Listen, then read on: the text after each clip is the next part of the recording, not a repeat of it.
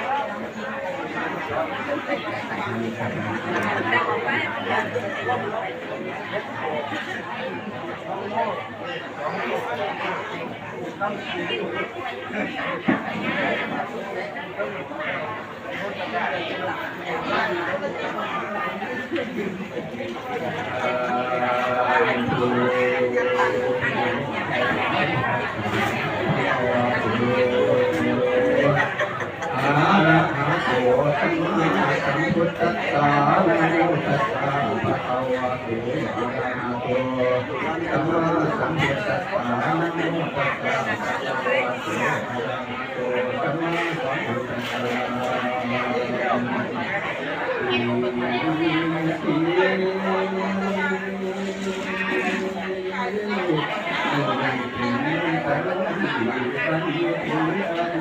โตเมื่อนี้ตกมันกันอันนี้มันคงไม่แก้วถ้าแค่ถึงกันแล้วจึงไปสู้ความปาอิหิตตาทิยาพุทธะปุริปารามินักขลังนิสัพสันติดังนี้เป็น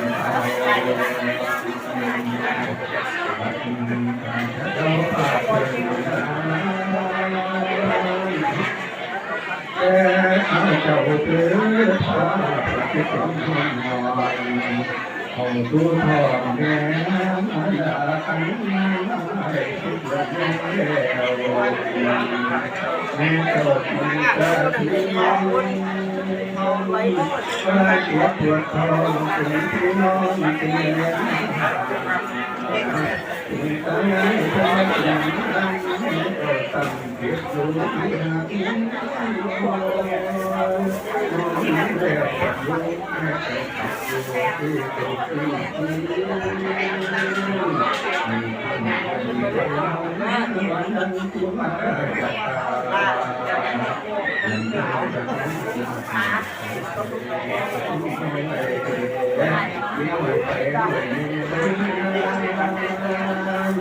เนี่ยถึงประตูโลกนี้จะเป็นสมบัติมาบริสุทธิ์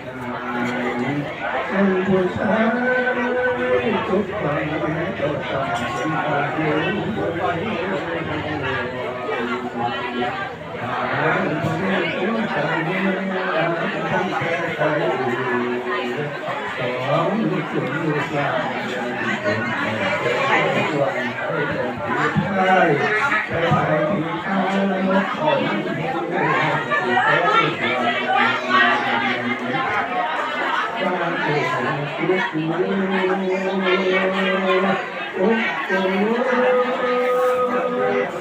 การเกิดของ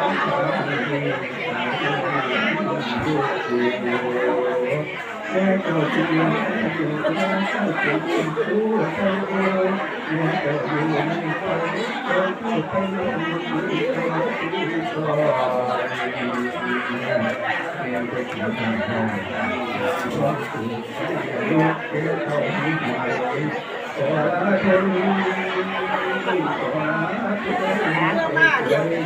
คนทำคนไหนเด็ก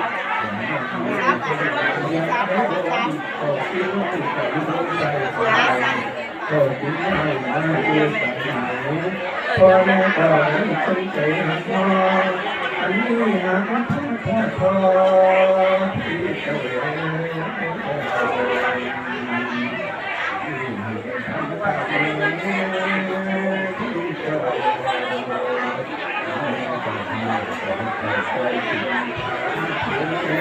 เจ้าไว้รถตักใจใจแล้วกินน้ำใจเจ้าทุกข์รอเลยยังต้องเมื่อกินให้ทำเหตุในตลอดเวลาบัดนี้เจ้ามาแล้วมาก็ถึงลูกแก้วพ่อแม่ถึงคำเหลือไม่เพราะฉันสิทธิ์คนหาถึงแก่ตายหน้าคุณมา